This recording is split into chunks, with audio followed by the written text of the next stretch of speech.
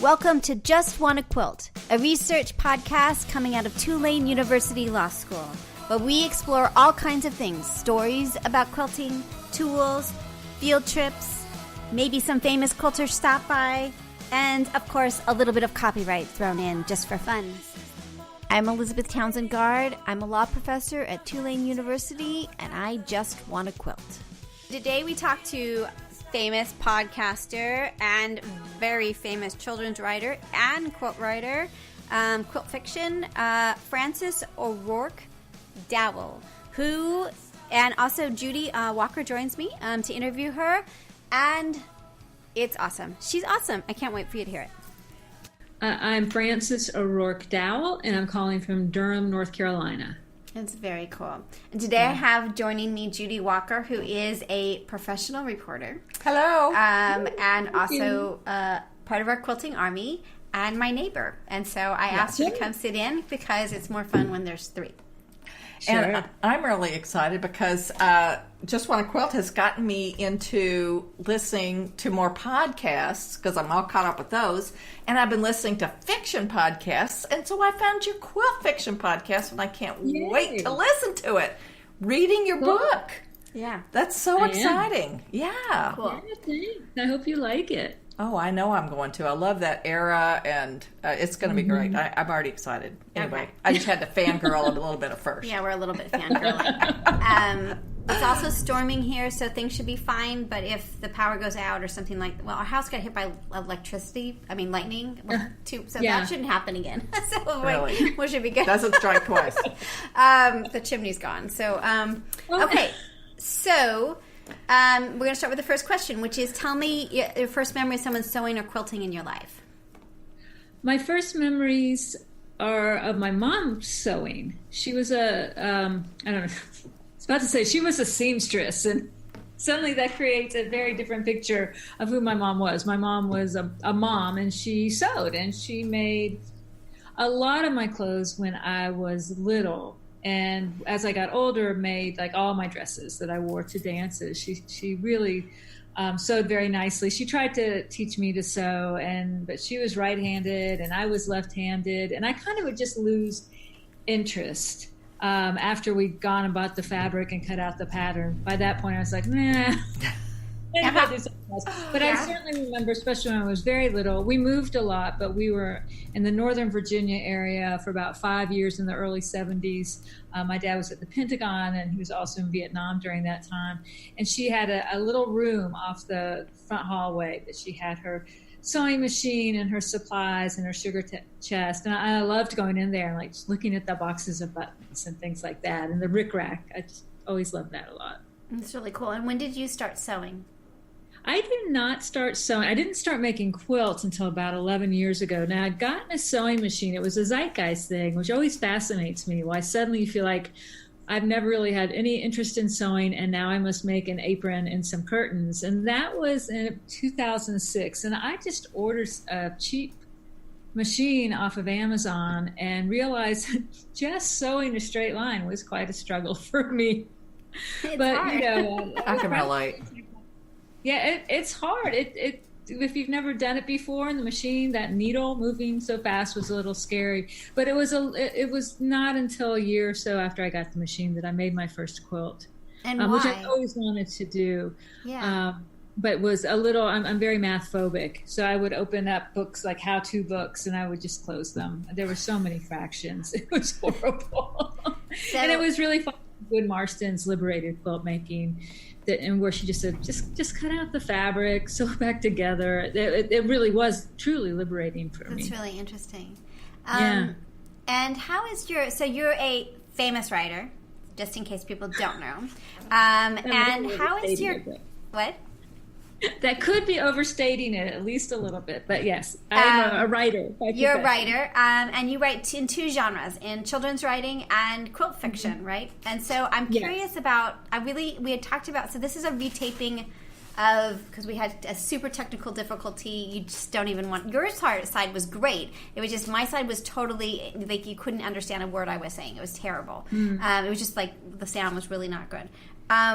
So when we talked before, I was really into process. I think the creative process. So what I'm trying to understand is, I'm trying to understand the creative process, and then from my perspective on kind of more advanced topics is the role of law and in that process. And so I thought maybe we could chat a little bit first about you as a writer, because that came first, right? Your writing came first. Yeah. So tell me about being a writer and how that happened and what your thoughts were about writing, just generally. Okay.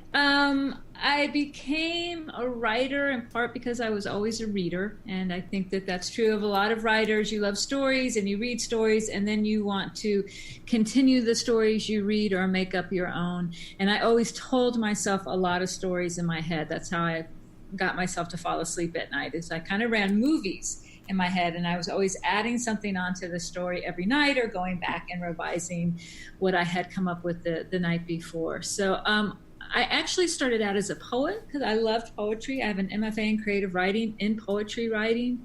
And when I finished up with that, I started teaching freshman comp, which I had done as a grad student. I was at UMass Amherst, and I came back down to North Carolina. I'd been an undergrad at Wake Forest and got a job at Elon University just teaching freshman comp, which I loved, and I really loved to teach. But I realized I really wanted to write, and I needed to figure out how to make a living as a writer. And I love children's fiction and had been reading a lot of children's fiction as an adult. So that is how I got started writing. And it took about 6 years to get a book published. But I've been able to make the living as a writer, I don't know, for 14 or 15 years. I published my first book in 2000. And I've just started the quilt-fiction project a few years ago with my first book, Words in the Air. And partly it's like how I process the things that I love is that I write about them. Yeah. And I love quilt history, and I have a huge collection of all the quilt history, the state documentation project books. And I'm so interested in all of that, but I'm not an academic. I don't want to write nonfiction about quilts as much as I actually love reading nonfiction about quilts. And so I wanted to write about quilt making, but in a way that's character centered, that gets into the heart of the process and the mind of quilt makers. And so that's how I started writing quilt fiction. That's really interesting. How is your process for writing a children's, so you write at different levels for children, is that right? Like different, and how is the process for that as compared to the work you're doing now in the quilt fiction? Is it the same process, or is it different? It's the same process. It's writing really bad first drafts and then giving them to someone else to give me feedback on, and then revising. But all my work is very character centered.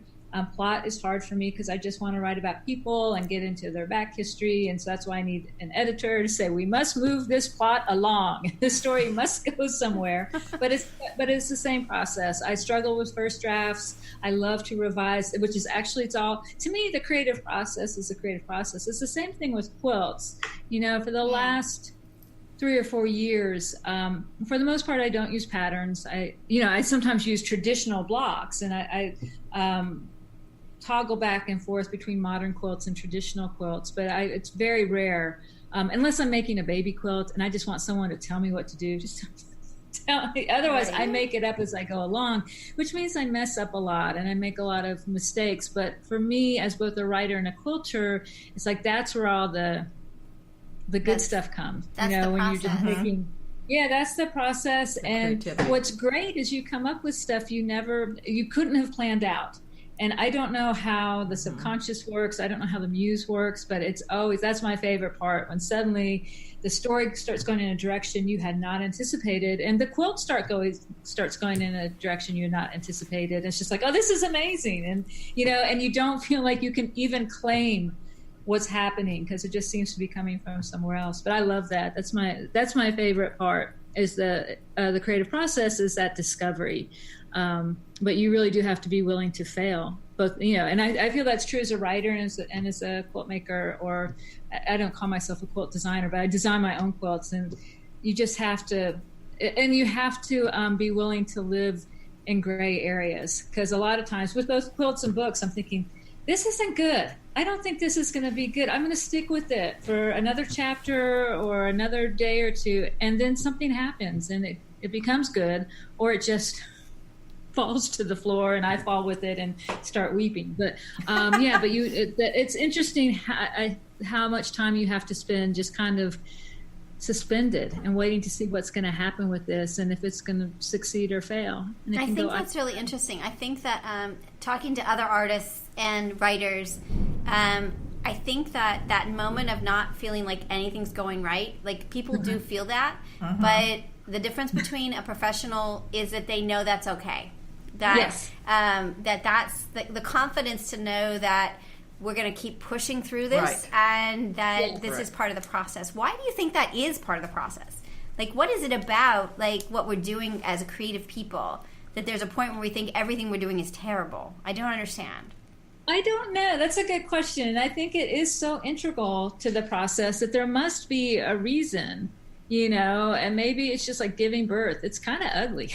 Yeah. Well, or maybe it's got something to do with, like you said, the willingness to fail. Yeah. If you're okay with the idea that you might fail, then you will go ahead and push through it.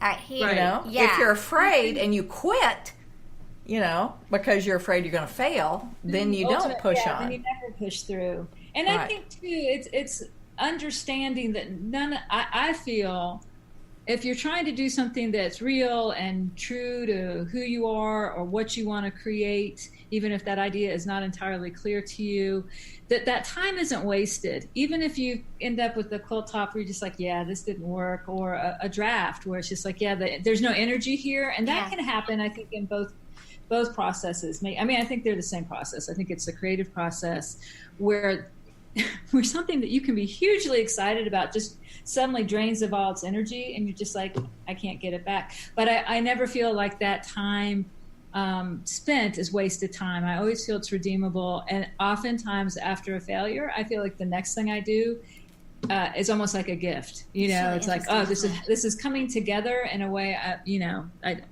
that I don't quite understand, but I really like. So it's weird. Okay, I've got a whole bunch of follow-ups. First, in copyright, there's this really interesting moment where an idea is not protected, but the fixation of the idea is. And we're going kind of out there today. The fixation. So when you fix what is the fixation of the fixation, idea? like once you fix it, the law will protect it. And I always sort of just took that for granted, right? Ideas aren't protected, but the expression of the idea is, the fixation of the idea is. Okay, sure. But it seems like this whole birth metaphor, there is this moment when you've been thinking about stuff, you've been doing it, and then you put it to paper, and then you think, oh no, I don't know if it's good or not. Yeah. And maybe it's that painful moment of creativity, that fixation moment, that is part of that process. I hadn't really thought about it that way, but maybe that fixation moment is a more integral moment, an important moment, than just the fact that it's on paper. Does that make sense? Yeah. Yeah, it does. That's a great idea. I don't know. It's a great observation. Yeah. I know. I'm curious. The second thing I thought about is, tell me why you think what is the process of creativity? Sorry, we're getting kind of deep. Are you cool with this conversation? Usually we're like, what's your favorite color? No, not today, because I get to talk to you twice, so I'm done with the easy questions. So the regular stuff. Right, we're done. We're done. We already know that stuff. Nobody else does, but you and I do. That's like the lost tape. Yes. Right? So the process of creativity, again, so I've been writing, so I write, but I write academically. And it's been a year of, this year I usually write every morning, and I'm like a very nervous writer. I write, like, we needed 3 articles. I wrote 13 for tenure. Like, I'm just a nervous writer. I write a lot because I'm worried that somehow it's not going to, like, whatever. But this last year I didn't. I did the podcast, and I stopped. I didn't write. I quilted instead. And so I went back to writing in the last few days, and there is this, and I'm really aware after talking to you and other artists and other people making things this year about that process. And I feel like, I don't know if my writing's better. It's probably crap. That's okay. But my process is different now. Like, I'm letting go more. I remember when we started talking, you're like, I don't know where this is taking me. I'm letting it take me on the journey.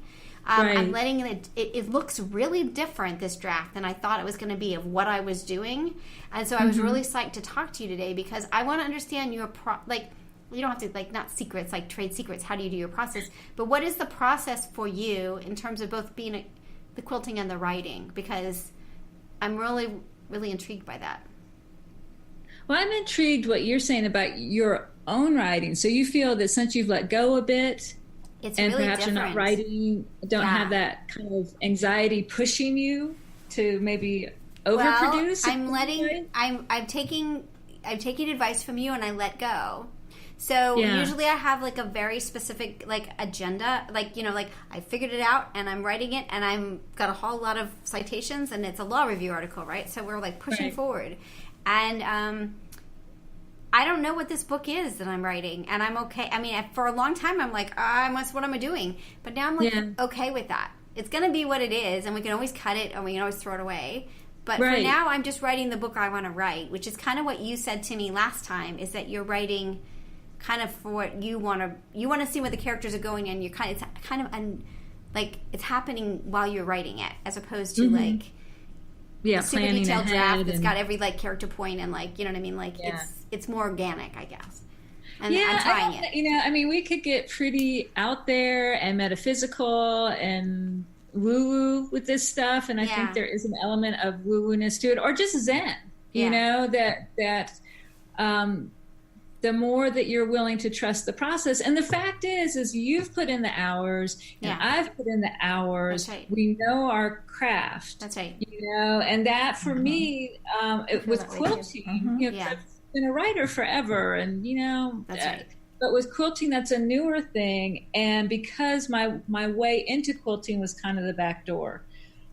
Because really, I would see fractions, and now I get fractions a lot more because I've made quilts, and now the geometry makes much more sense. But because I had to kind of allow myself to have pretty low standards, or not, and also because I have a streak of perfectionism in me, and I had to let that go, which almost sounds like what you're saying. But I also had to then come back and learn the craft. Because it's frustrating, you limit yourself, right? So you've learned you've learned the craft of quilting, you've learned the craft of legal writing, right? And so and I think once you do that, it frees you to trust the process, because you've got the tools and you've got the skills, and if you've had some success, all of that I think just opens you to it. It's not there's not that anxiety. You know, there can be anxiety about money. There can be anxiety like I'm having a great time writing this book, following the characters. If no one buys my book, I can have all the fun I want. But that's a separate thing, which I think you have to, you know. The practicality. You're a professional writer, and you're a professional writer that is paid to. I mean, like people buy your books, so you're more aware of an audience than say So that's in the back of your mind. But I suspect that as part of your craft, that's kind of part of what you're doing anyway. Like, you know what I mean? Like that's sort of, you've been doing this for so many years that you know, sort of, does that make sense? Like, it isn't like you're like, I don't know, you know, it's like, maybe I should put a clown in. Like, I think you should, you know. I think that there's a philosopher, it may be Schiller, this German philosopher, who talked about this moment, the professor who taught me this, he was writing about play. And that and the professor who was teaching Schiller talked about baseball players and batting, and how the most beautiful moments come after those hundreds of hours of practice. Yeah. So you physically know what you're doing, and you're physically prepared to hit the ball, but you know you can't control the pitch. But because you have trained, there's something that happens that actually is a moment of beauty, where it's not really happening consciously, but it's like you've trained your body, you've trained your mind, and then there's this beautiful moment where it all comes together, and in a weird way, you're not in control of that moment, but you've done everything up to that moment you needed to do. So I think it's that willingness to wait for the pitch, you know, and then again, trust the process enough. Yeah. And trust your instincts enough to, I don't know. I know I'm getting. Do you feel that way too, Judy? Judy? I totally love all of this, because I totally get it. It's that whole 10,000 hours thing. You know, you've put in the practice, you know? And so I'm also. You have to put that in, but anybody you watch who's a genius, who absolutely, whether it's a musician or a tennis player, who absolutely moves you by what they're doing, they do have those hours of drudgery behind that. Exactly. Right. And they've got a little bit of genius. I'm not sure I would play like Yo-Yo Ma, even with 10,000, but he does have that. He does have that, and that has to, that's a part of it. And that's what, I just did a school visit yesterday talking about my books. I was talking to sixth graders, who I love. They're still so sweet in fall of their sixth grade year. But, that's what I was talking about with just that there really aren't many geniuses. There are a few. There are people who are just born with wiring that makes them almost otherworldly. But mostly it's just going to the gym every day. Yeah. And being coached and getting feedback and being open to criticism, all those things. But that's like what, that's so much of what we're seeing when we're watching someone like LeBron James play basketball. Yeah. He has some physical gifts that I personally don't have, like height. But, so there are things that come into it. But a lot of that is just really hard work. So what role do you think, did you have a question? I'm interested in hearing about your transition. So you became a quilter. You'd already been a successful children's author. So then you felt compelled to start writing quilt fiction. Yeah. And so how has that gone since you're on like 3 books now of quilt fiction? Yeah. It's gone well in terms of career-wise. So I have a novel called Birds in the Air and a collection of short stories called Margaret Goes Modern, and have done a couple drafts of the follow-up to Birds in the Air, and that's going well. Now we actually established our own publishing company. Oh, okay. In part because I realized, and I know this with children's books I published with Simon & Schuster, and I could have pretty easily found somebody to take on these projects, but I also know you end up doing so much of the marketing yourself. So and my husband has a background in publishing, so we decided we would try to do these books, and they've sold very well, and it's possible. And with I'm doing this book now, Friendship Album, and that's the quilt-fiction podcast. That's what I'm reading right now, and it's possible at this point that I'll seek a traditional publisher, because it's a lot of work publishing your own books, and see if they want to take Friendship Album and sequels, and maybe even take the first, the Birds in the Air books as well. But quilters are readers. They're also listeners. And that's the interesting thing I'm finding. I'm almost like, we should just do audio. Because they're listening while they quilt.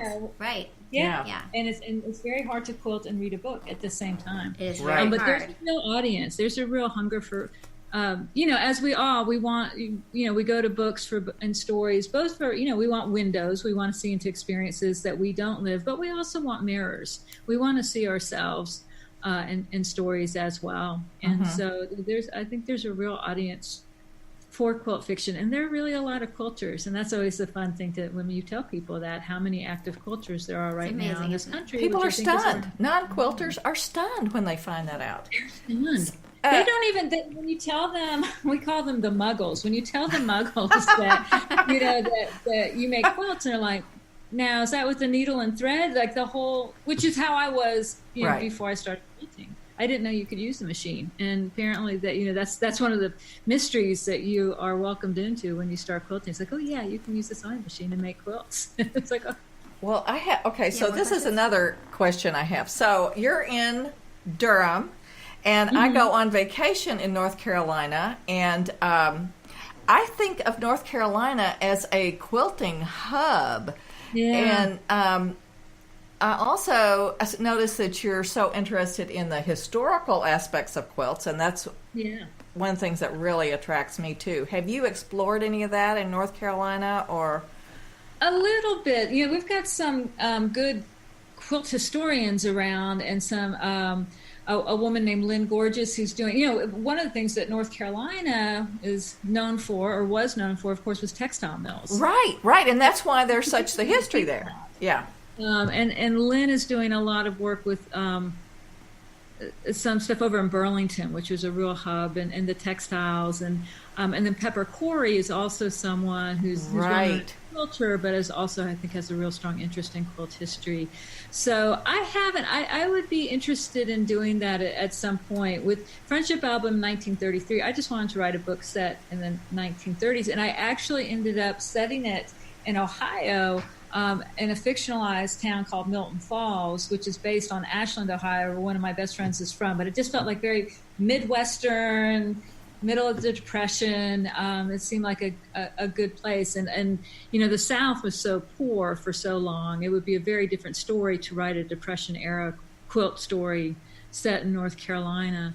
But yeah, I have explored some of that and continue to be interested in that. And of course, here in North Carolina too, we have such different geographies. We've got the mountains to the west, and the beach, and the sort of the tobacco fields out east, and they all have and different quilting cultures. So there's a lot going on to explore. So one day I'm gonna get to all of it. All right. So not only do you write children's books, not only do you write quilt fiction, and there's a podcast where you can listen to the quilt fiction, which rocks, but you also have a podcast called the Off Kilter Quilt. So yes. Tell us, I know about it, but pretend like I don't. Pretend like, okay. And tell me a little bit about it, and I've listened to lots of episodes. So tell me a little bit, in case people don't know it, tell them what it is. Well, the Off Kilter Quilt it is a quilting podcast. It's just me talking and rambling about my projects. And I do talk sometimes about kind of what's going on in my life, trying to protect the privacy of my family. But, I'll talk about my life a little bit and what I'm reading. But I started it 8 years ago, and I've been quilting for a little bit, and I had been listening to some quilt podcasts, and particularly one that I liked a lot was called Quilting for the Rest of Us. And it was the same sort of podcast, although much more professionally done than mine has ever been. But it was just a woman named Sandy Eisenhower doing the same thing. And so I always felt like I was kind of in this conversation with her. And I love the idea. This was a little bit before podcasts became huge, so it's really still felt like homemade radio. Yeah. And I love radio. I loved that idea that you could put on a show in your own home and share it. And what's great is, because of Sandy and because of some other quilting podcasters and my podcast, there sort of became this community of podcasters and listeners. I've met up with a lot of people in real life, and it's been really wonderful. And I've, sometimes when I first started, I would do like 1 or 2 episodes a week, and now because I'm also doing the quilt fiction, I'm usually doing 1 episode every few weeks. But I was talking with someone the other day that there are not many quilting podcasts left where it's just somebody rambling and talking. And the interview podcasts, like the ones that you do, people, they're really popular. Yeah. And people want to hear these kind of discussions, and I want to hear them. I think we talked about the last time how much I love the longest podcast episode ever, the Tila Pink and Mary Fox. It was great. And I have talked with so many quilters who listen to that. We've talked about it and the various things that came up. And and I think right now, talking about the quilt industry and people who are trying to make a living in quilting. I think we're in a really interesting time with that. So it was fascinating. Really so there's a real hunger for that. And so what I do is really different. And, it's funny because with the Quilt Fiction podcast, we work very hard to make that professional. And with Off Kilter Quilt, it's like, hey, there's me. Yeah. Here's my dog. Let's talk about quilts. No, it's cool. I think it also helps people connect. Like I said this before, it feels like you kind of get the industry a little bit more. You kind of get, there's like the flow between your regular life and your non-quilting life and your life and like the industry, and like it's just kind of it's just very pleasant. It's very like just hanging out. I mean, there's a kind of the pace is really nice, and I think that's got to reflect your writer. I mean, even though it's just kind of you're just talking, there's still a storytelling going on there that is very nice. I find myself, you just keep going. There's a kind of, Well, I don't know. It's nice. You can listen to it and be either very engaged or just have it there, like, you're kind of, someone's kind of, your mom's in the next room chatting away. Exactly. and it's still kind of comforting. But and one of the things I love about doing it too is because I am really interested in quilt history and quilt culture, which the quilting industry is part of, but what and what's interesting right now is the people who are making it in the quilt industry, people who want to, and there's a whole wave of people I think are kind of stepping back and going, oh, this is not what I want to do, which is a perfectly legitimate response, because as we learn from listening to Tula, it's so much work. But I find all that and partly because it's about women's lives primarily as well, and the kind of how we're trying to balance our creative lives and our work lives, and also being engaged with something which is whether we're modern or art cultures, we're engaged in a traditional craft that I feel keeps us connected generationally. Yeah, Judy. I have to mention this. This was a note I made after looking at one of your blog posts, and this was a great observation on your part, I thought, that in the 21st century, this is the thing you had written about why quilts matter. And you said in the 21st century, quilting is the only traditional American craft that is still being practiced. And I tried to think of other stuff. I just thought that was so brilliant. Think about it. When you go to the grocery store, there are usually one or two quilting magazines. There are no glass blowing magazines at the grocery store. So there's still traditional crafts being practiced, but they're practiced typically in this way that's it veers toward art. Yeah. Oftentimes, but also it's become very specialized. The thing about quilting is it costs some money, and particularly if you are very particular about your tools and about the quality of your fabric and notions and what have you. But you can also just cut up some shirts. Right, right. Anybody can do quilting. So it's really available to people in the way that other, that wood turning just isn't, But I think that to me is fascinating, that it really hasn't. There have been peaks and valleys in terms of interest, but it just keeps going, and it's just regular people. There's not many, you can go, I guess, to the University of Nebraska and get a graduate degree in textiles, but beyond that, most quilters don't do that. Mostly we just go to Joann's. No, it's true. Yeah, but I love that. Okay, it's really interesting to me too. All right, you ready for some ridiculous questions? Sure. Left-handed quilting. How's that? Yes. Hard? How is left-handed quilting? Well, I'm so ambidextrous, but I think sometimes the hardest thing is in classes, because mostly people are right-handed. So someone's teaching you, and you have to mirror and flip and what have you. And so when it comes to machine quilting or machine piecing, it's not a problem. Sometimes I even confuse myself when I'm trying to measure fabric, but I kind of anything that requires thought and numbers and measuring, I often find confusing. Do you think the industry is there a problem? Like some things I see that people are talking about being ambidextrous, the particular tools, but do you think that there's a recognition that should there be more for left-handed people, or do you find that's not a big deal? I don't think it's a big deal. It's really, I think, again, having to oftentimes reverse or flip. Even when you're straightening your fabric, the way you do it on a different, your teacher's doing it the right hand on the right, I don't know, maybe on the left hand side, and you're over. So stuff like that. But I don't know that there's a tool that really is going to be helpful. Okay, so I'm going to take you back again to grad school. So being a writer, it connects to the quilting, I swear. So being a writer, there's technique and there's training. That's grad school. That's all the writing you did your whole life. And then there's that little spark of genius. There's a little spark of something that makes you more than just a technician, right? Do you feel are we good on that premise? Do you agree with that? Yes. I agree with that. Now, what about quilting?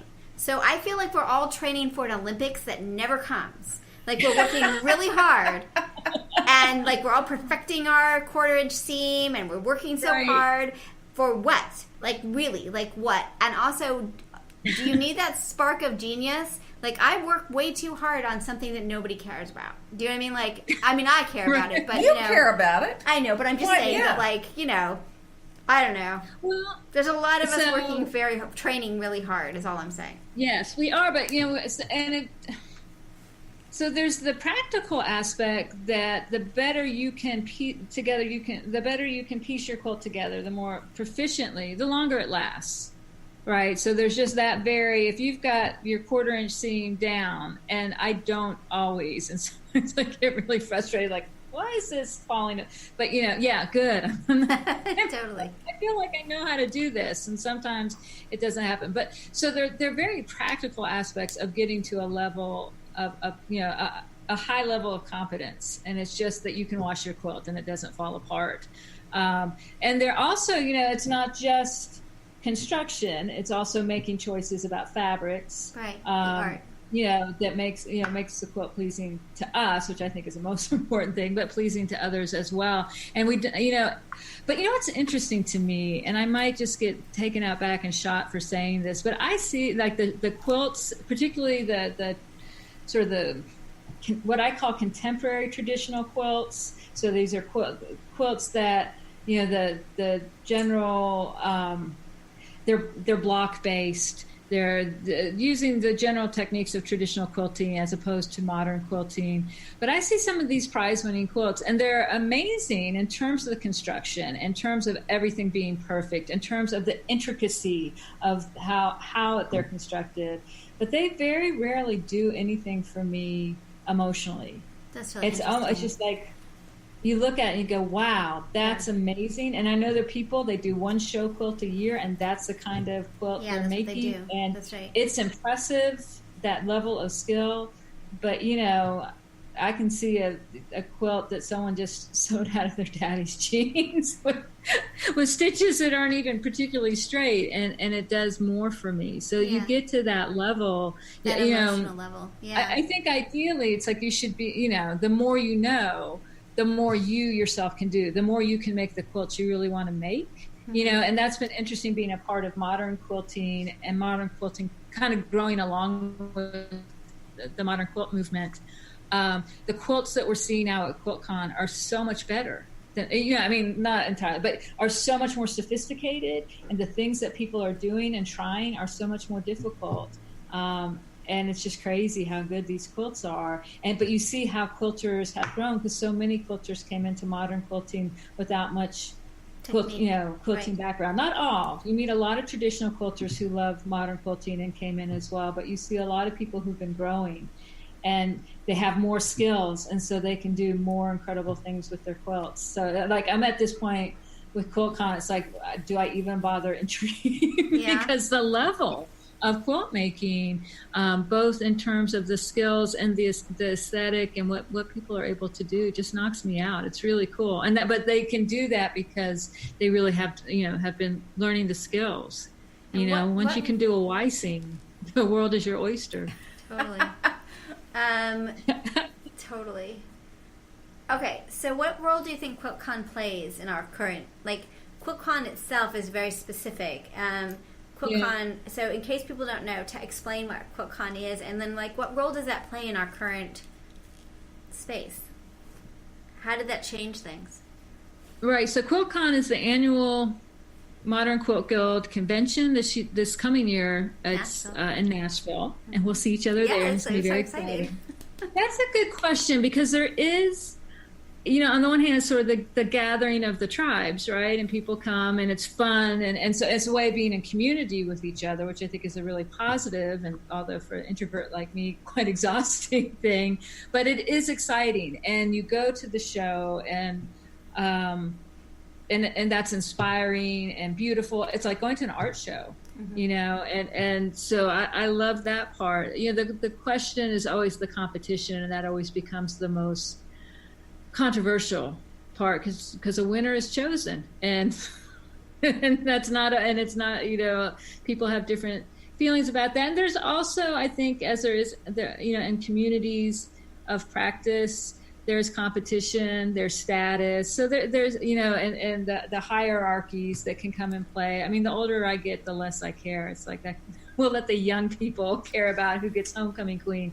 But that's there. So for some people, that can put a negative spin. But I think, I love the gathering part and having all that, all these people who love what you love in the same area is always really exciting to me. Invaluable. Yeah. Invaluable. Do you feel like entering things into QuiltCon legitimizes who you are by writing quilt fiction? Do you feel like you have to be part of that world to be writing in that world, or do you think that doesn't matter?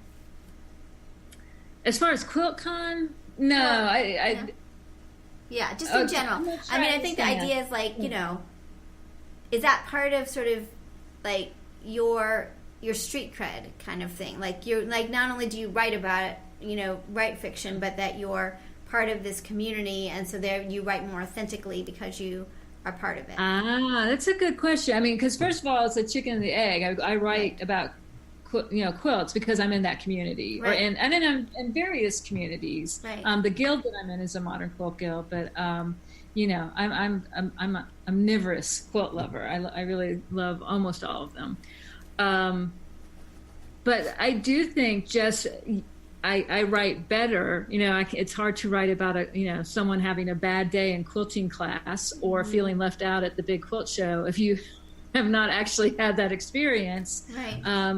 And that's what I mean. So much of what you write is being filtered through your own experiences. And I had the first quilt show I ever entered. I was a part of a traditional guild here in this area, and I had just started going to the guild. And so if you were in the guild, you could have a quilt hung. And this was like a quilt I'd made in my first quilting class.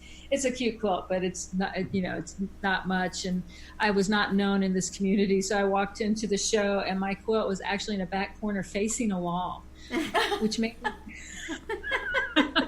one of my how do you really feel? My friends was like, nobody puts Frances in a corner. I'm like, no, they do. They put me in a corner. And so but that's, I mean, it's great. I kind of felt bad about it at the time. You kind of feel like this kind of shame, like, wow, even though I understood they didn't know who I was. It was an amazing quilt. Somebody had to be in the corner. So that's fine. But, it's good for me to have had that experience, because then I can bring that into my writing. And it's, and I love being, I went to QuiltCon in Savannah and I loved it. It was the most exhausting. It took me 3 days to recover, but I do like being in big groups of people and observing and taking field notes. So yeah, there's a lot of human stuff that comes out. Yeah. Now, do you go to other shows as well, or do you sort of focus on QuiltCon? Right now, QuiltCon, I would love to go to Houston at some point. My mom lives in Kentucky. She lives in Louisville, and we've talked over the years about going to Paducah. We haven't.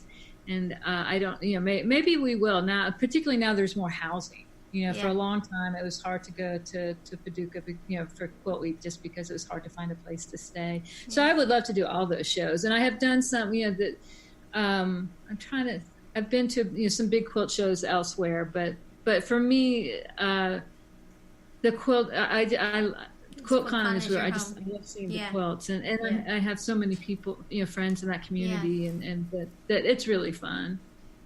Okay, so the business aspect of it, how important is it for you to make money at your quilt? Like, first of all, the QuiltFiction podcast, is that marketing kind of thing? Is that experimental? It's marketing. It's free. We may end up selling, the print version. But I'm trying to, I started doing it, and it's such, in some ways, it's just a crazy project, because I'm not done with the book. So it's great because it's forcing me to finish. That'll keep you on track. That will keep you on track.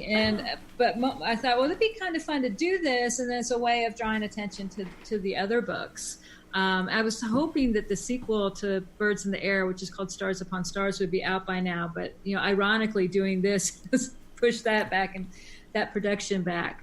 But, but it's marketing. And we actually have been talking with a couple of people about some sponsorships. We'll see how that turns out. And how do you feel about sponsorship? Are you cool with them, like, having the advertisements as part of the experience, or you think that will Well, shift it? what's interesting is I just got an email from someone who represents a very well-liked and highly thought-of product, but they want it included organically in the podcast. You know what that's like? It reminds me of the radio I would shows. actually have to put it in the story, and I think it might fit, but I don't know how I feel about that. Oh my gosh, that's weird. so old-timey. So like the But Gertrude that's Birds kind of what I like and about it, right?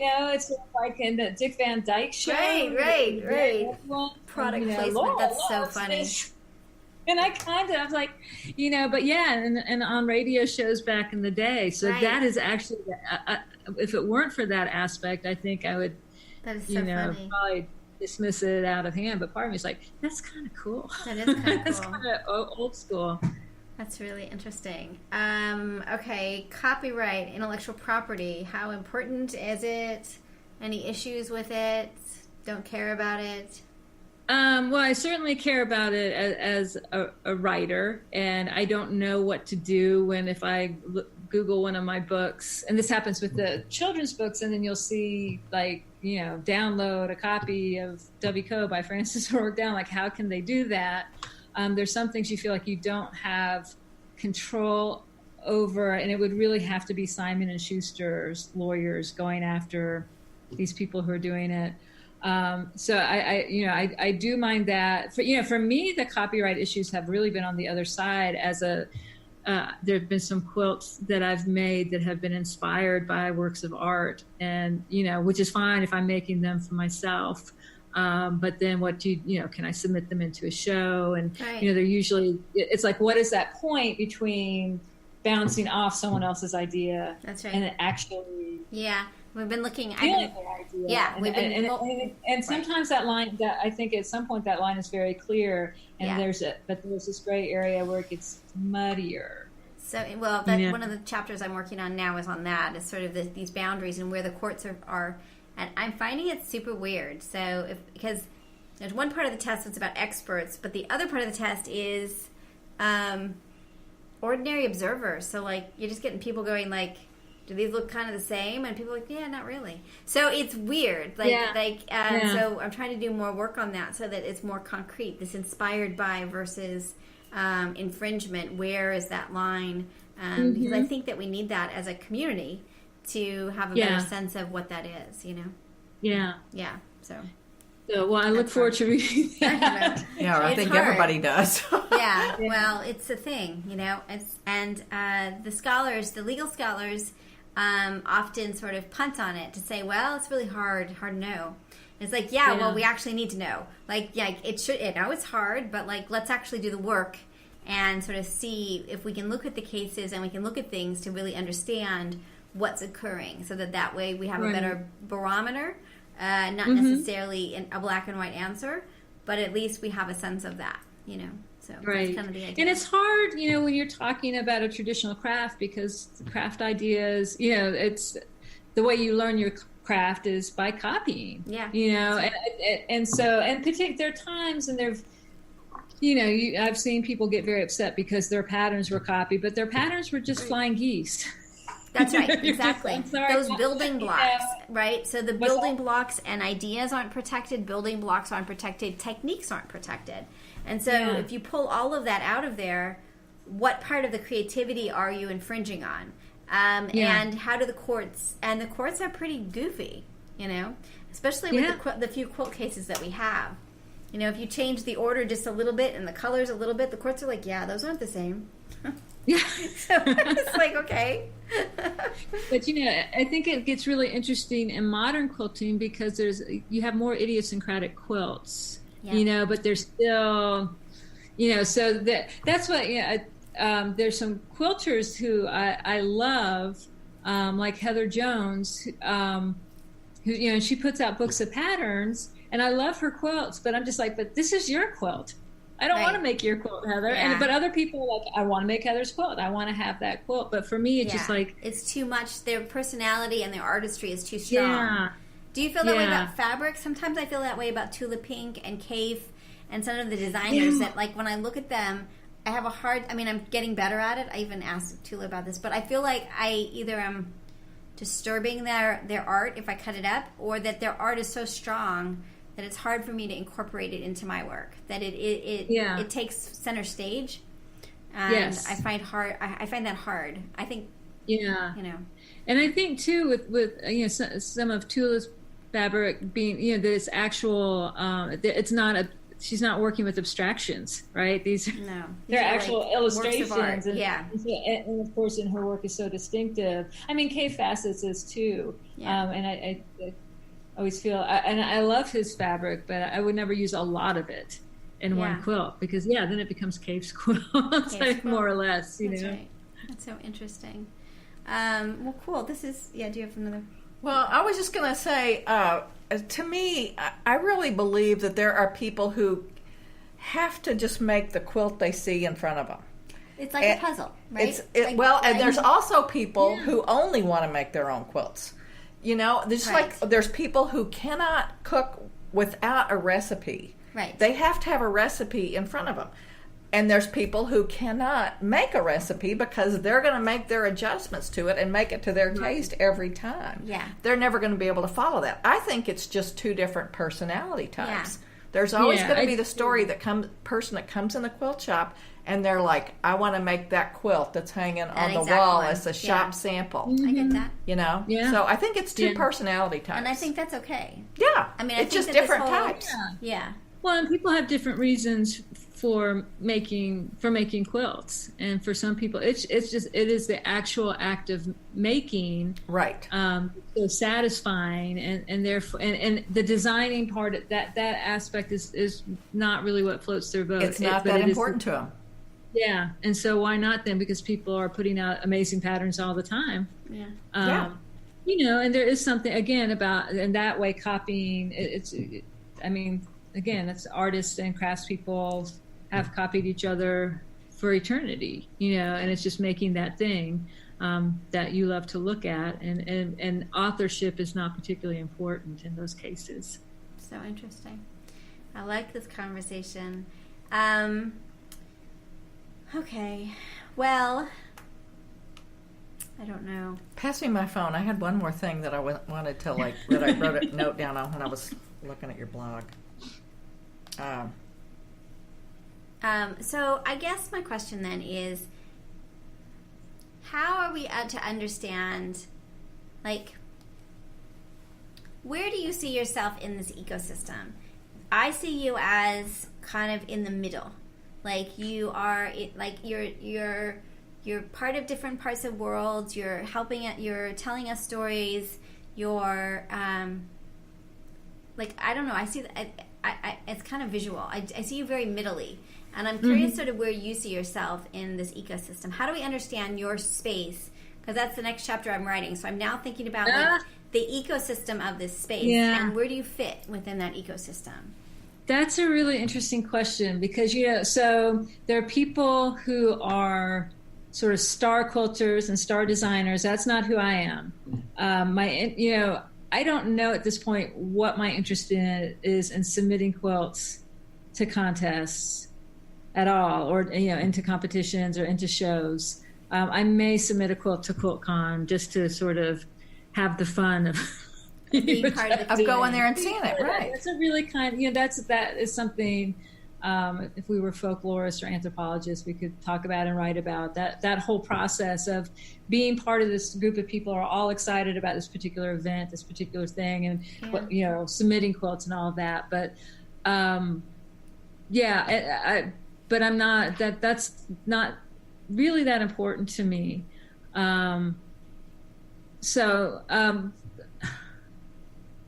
what is my space? What is my territory? Yeah, it is kind of this middle place because in a way, maybe I'm an interpreter of some sort. Yeah. And then you're one of the storytellers. Yeah. But I'm engaged in I don't know if you know this writer Wendell Berry, but he's a farmer and he writes all sorts of things, but certainly writes a lot of fiction about farming. So so there are people that's what we do. We're processing the process, and we do it in stories. And so it is kind of a middle ground. But so I'd be interested, and I'll be interested to read your chapter. What are the different regions of this ecosystem? Well, it's been such a week. I've been immersed the last we have a fall break, so I have like 2 weeks where like the students have gone away and I can just work. Oh wow! Isn't that nice? Yes. That's a long fall break. I know. Well, I only teach once a week, so like once that happened, there's right, because you're teaching in the law school, so that's different. Yeah. So it's my good semester. Next semester, not so much, but this semester is good semester. But as I'm writing and understanding the ecosystem, it's changing how I'm thinking about the law. So I find that really fascinating that it's impacting not just like I thought it was really going to be a handbook. And instead, it's really a more serious inquiry as to where law fits, and if we're just too simple in terms of our thinking about what this process is, what's happening, and same with the industry. Like, what is the industry?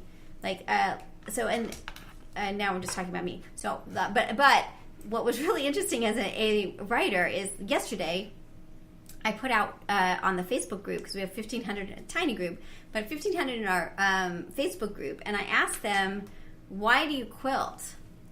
And the answers I got back within just a few hours were incredible. They were poetic, they were funny, they were all over the map.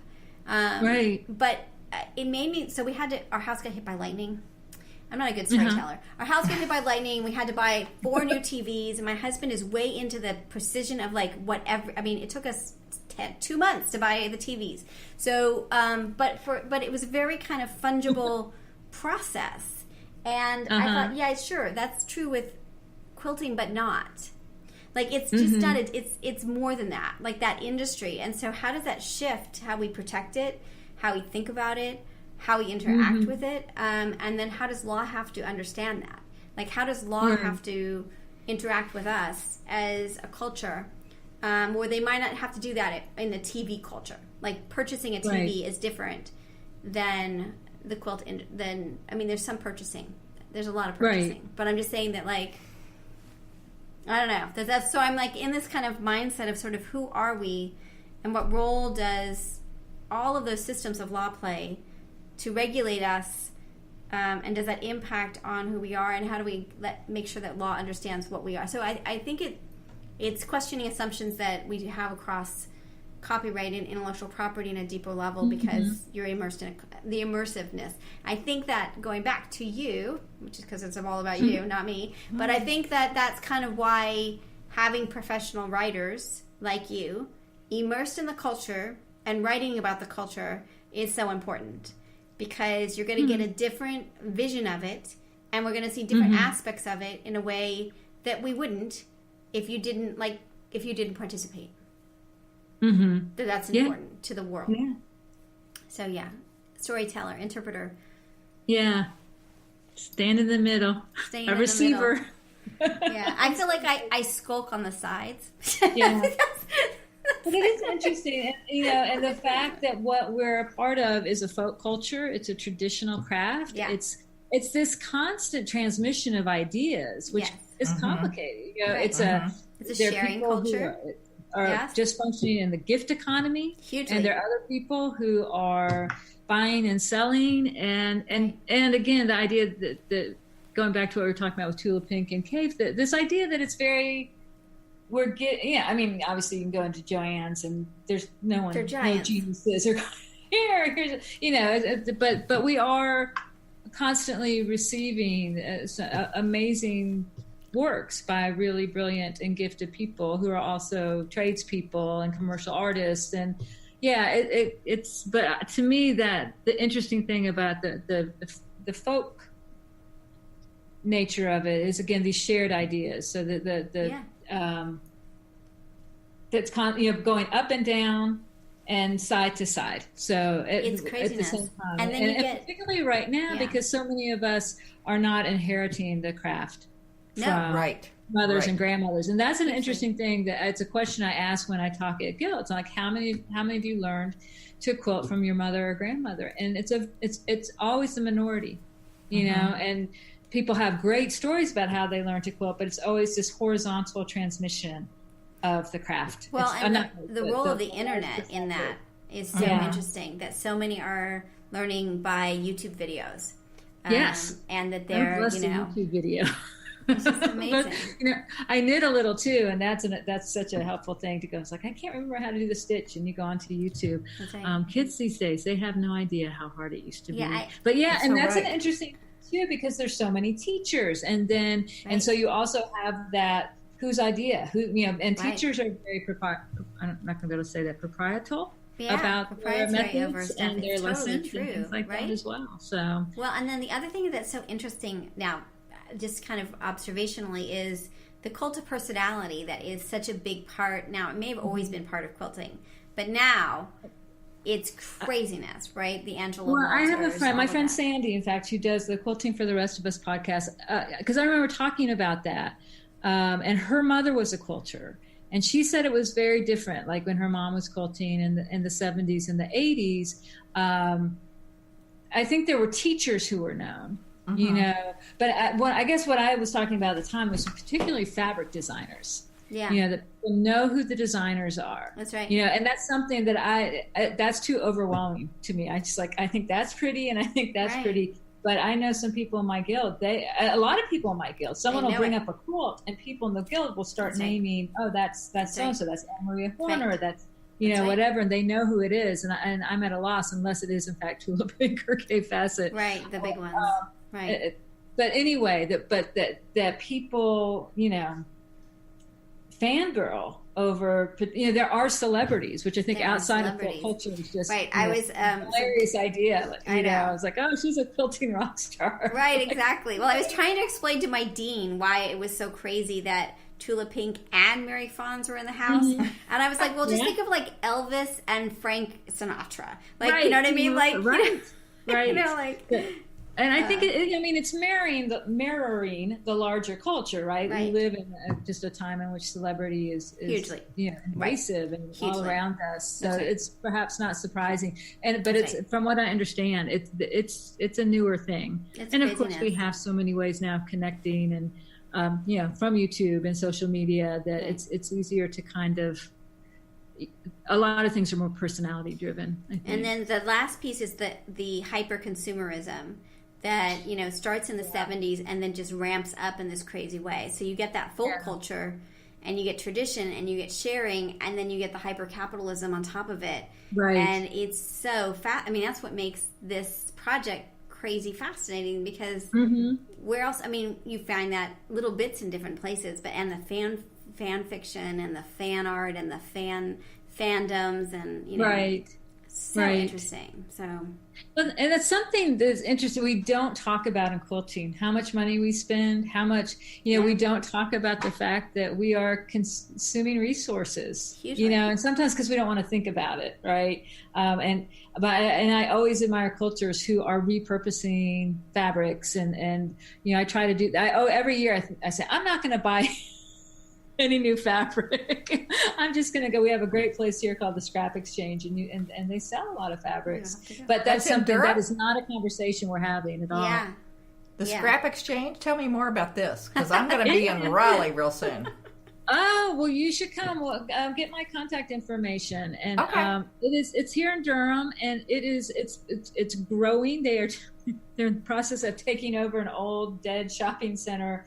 But what it started at was a place where people donated everything from fabric to art supplies to you could donate if you had clean plastic straws. But and then one of that they do there is they have kids parties, and kids do arts and crafts, and they've got all these supplies. It's growing now. Now they have a big part that's a thrift store. But one of the things that they have, and this is great, they have all this fabric, and you have to go in pretty frequently, and there's a lot of turnover, and some of it's not nice, but there's a lot of actually really good quilting fabric, and it's fairly, it's like $3 a yard, and and so it's great. And I often go there to buy fabric for backings. I do backings, and I don't care if they really particularly match the front, but that's as a way of saving money. It's a great place, and I think part of it, the focus is environmental. Like we should be reusing more, But again, it's not a conversation we have in quilting at all,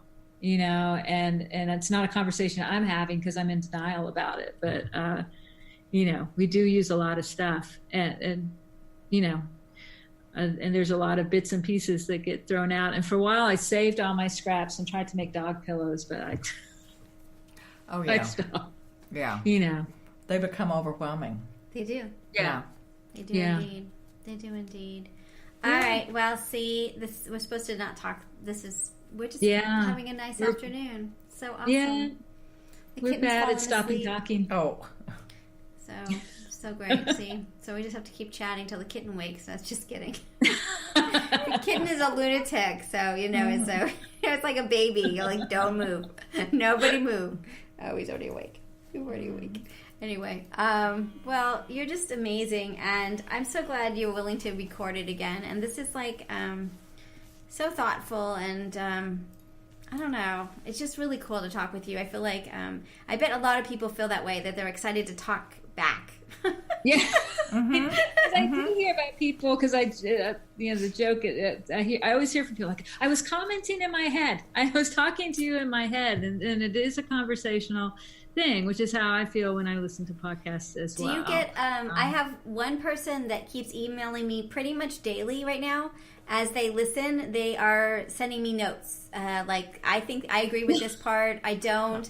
Do you have anything like that with? It's really great. I'm just like, good point. Like it's you're right. That's true. That's really true. Yeah. So it's really great. But that's great that this person is so engaged with the conversations. Yeah. Well, I mean, yeah. So I was like, well, you have to come on so that you can share. Totally. We'll have a critique every month or something. Well, awesome. I thank you for all your time, and well, thank you. I really do appreciate round 2 because I was really panicky the last time we were talking. I know, and you were being so nice. Like, well, we could go ahead with them. Like, no, we can just talk more. It's okay. No, it's great, and I can't wait to see you at QuiltCon. Any advice in terms of preparing for that? I'm doing 2 lectures and a workshop there. What is you're doing? I saw a lecture on copyright. What else? I'm doing a quilting copyright. So we're going to make a quilt and learn about copyright. So it's called Quilting Copyright. And so the idea is that you can make a small quilt, but then we'll think about the process of the legal, like each step of making a quilt, the process in making it. Like, what are your choices, idea expression, aesthetic non-discrimination, like all the different things. Because I think hands-on will make more sense. Also doing an IP general thing of like, it's not what you think, because people always sort of tick off a bunch of stuff, and it's like, no, like, let's like really think about like what it is exactly. Intellectual property. Intellectual property. And then I'm doing one on trademark. That's what they asked. That's what they wanted. So that's interesting. Yeah, because people don't talk about that, both in terms of how you get a trademark and protect it, and then also how you use trademarks in your work. So sort of First Amendment trademarky kind of like, if you're going to use, it's the whole Campbell soup thing, and why it's okay to make a quilt of Campbell soup, and what that means exactly. So that's kind of that's the whole agenda. So I'm kind of jumping in. I've never been, but I'm pretty psyched. So we'll see how that goes. So. Stay hydrated and wear comfortable shoes. That sounds good. We will do that. The thing that I had to do was like take breaks and just go find corners and hide. All right, that's me personally. See, so here's my strat. So we have our booth at Houston. Are you going as well? Yes. Are you going Judy to? I'm coming to QuiltCon. Yes, definitely. Oh, good. We'll meet up. And it'd be great. Yeah. So we have a booth at Festival, and our booth is called. Our theme is Just Want to Sit. So instead of Just Want to Quilt, and we just have lots of comfortable chairs because that's a great idea. Yeah, because that's just too exhausting. So yeah. So oh, that's great. Well, cool. So Judy, are you working with Elizabeth, or just friending? Both. I help her, as she's needed. She's part of our quilting I'm part army. of the quilting army. She's one of the core. So I was was one from of the first beginning. people to be recruited. She's a reporter. Newspaper reporter. Oh, that's now. What paper do you work Well, for? I'm retired now I worked at 3 daily newspapers, and I'm now a freelancer, and I have recipe column. I was a food writer and a cookbook author, so I still write a freelance recipe column for right now for the New Orleans Advocate. Mm-hmm. She's pretty cool. So she taught me how to be a reporter. When we we'll get my reporter hat on, and it's kind of amazing. Houston. Right, last we year. went to Houston. Yep. Yeah. So she's been in it for the beginning, and then we walk my dogs in the morning, and we strategize about the project as we go. So she's definitely in 100%. Oh, that's great. Yeah, it's great. Oh, very It's cool. so much fun. Well, if you come to Raleigh, so I'm in Durham, but if you want to get together and go to Scrap Exchange, just let me know. Thank you so much. I'm not sure I can talk my husband into it, but I will let you know if we do. Okay, that sounds good. Okay, thank you so much, Frances. It's such an honor to get to talk to you today. Totally. We're so excited. Thank you. Thanks for inviting me. Do you want to review this before it gets posted? Or are you good? You're good? I'm good. I don't even edit my podcast. Did I say anything bad? No, you did not. And I listened to them. I listened to them all the way through anyway again. So if there is, I'll cut it out. I don't think you did. You were great. And you said no naughty words, so we won't get an explicit. Naughty words, nothing that was wildly inarticulate. All right, then. Yeah, you were awesome. All right. Well, I so appreciate this again, and thank you again for re-recording. And this is so, I mean, you're so thoughtful and you're thinking about things, and it means a lot. So I think as the book project goes, I would love to chat with you again and help, sort of move that forward in terms of what that looks like. Because it's really interesting to be writing in this way. Yeah, I would love to, because it sounds like what you're working on is really interesting. So it's weird. Right. It's interesting. Cool. So, yeah. All right. Okay, awesome. It's great talking to you. All right, thank you so much. Bye. Bye. So this is Elizabeth Townsend Guard. You've been listening to Just Wanna Quilt, a research podcast coming out of Tulane University Law School. We want to hear from you. Join our army, our quilting army. Go to our Facebook page. Suggest people